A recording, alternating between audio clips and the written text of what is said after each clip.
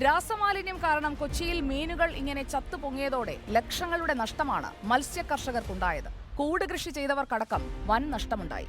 ലക്ഷങ്ങൾ വായ്പയെടുത്ത് കൃഷി ചെയ്തവരാണ് ഇതിൽ കൂടുതൽ. ഇന്നലെ രാത്രി തുടങ്ങിയാണ് മീൻ ചത്തു തുടങ്ങിയത്. ഏലൂർ ഫെറിയിലൊക്കെ ഇന്നലെ രാത്രി തുടങ്ങി പോയെന്നാണ് പറയണത് എല്ലാവരും. പിന്നെ നഷ്ടത്തിലാണ്. ഇപ്പം എനിക്ക് കേട്ടുണ്ടായി, അത് നഷ്ടത്തിലാണ്. 10 ലക്ഷം രൂപയുടെ കാളാഞ്ചിയൊക്കെയാണ് ഒരു കൂട് കൃഷി കിടക്കുന്നത്. ലക്ഷം ഉണ്ടാവില്ല. ഇനി കുറേ നാളത്തേക്ക് ഒന്നും നോക്കണ്ട. ഏലൂർ, വരാപ്പുഴ, ചേരാനെല്ലൂർ, കടമക്കുടി എന്നീ പഞ്ചായത്തുകളിലെ മത്സ്യ കർഷകരാണ് ഒറ്റ രാത്രി കൊണ്ട് കടക്കണിയിലായത്. കൂട് കൃഷി ചെയ്യുന്ന കർഷകരാണ് മേഖലയിൽ ഭൂരിഭാഗവും. വിളവെടുക്കാനായ വില കൂടിയ മത്സ്യങ്ങളാണ് ചത്തുപൊങ്ങിയത്. വെള്ളം വിടൽ എല്ലാ കൊല്ലവും തന്നെ ചെയ്യാറുണ്ട്. പക്ഷെ ഇത് ഇത്തിരി ഡോസ് കൂടിയതായിരുന്നു. വന്ന സ്പോട്ടിൽ ഒരു മീനില്ലാതെ എല്ലാം ചത്തു. എല്ലാ കൂടിന്റെയും അവസ്ഥ കണ്ടാലല്ലേ ചങ്ക് പൊട്ടും. അതുപോലെയാണ് കിടക്കുന്നത്. ഈ ചതി ചെയ്യുമ്പേ നമ്മ അവിടെ നിന്ന് കാണണം ആ ചങ്ക് പൊട്ടി വേദന.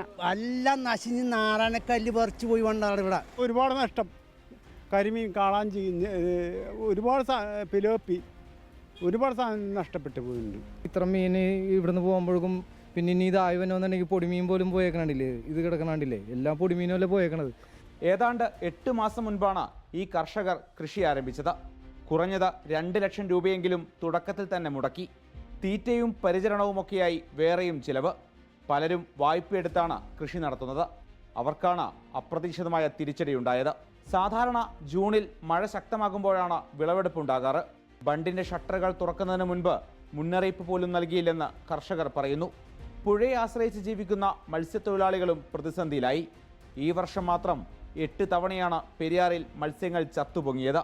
വ്യവസായ മേഖലയിലെ രാസമാലിന്യങ്ങൾ കാരണം കടക്കണിയിലാകുന്നത് നിരവധി മത്സ്യ കർഷകരാണ്. റിപ്പോർട്ടർ, കൊച്ചി.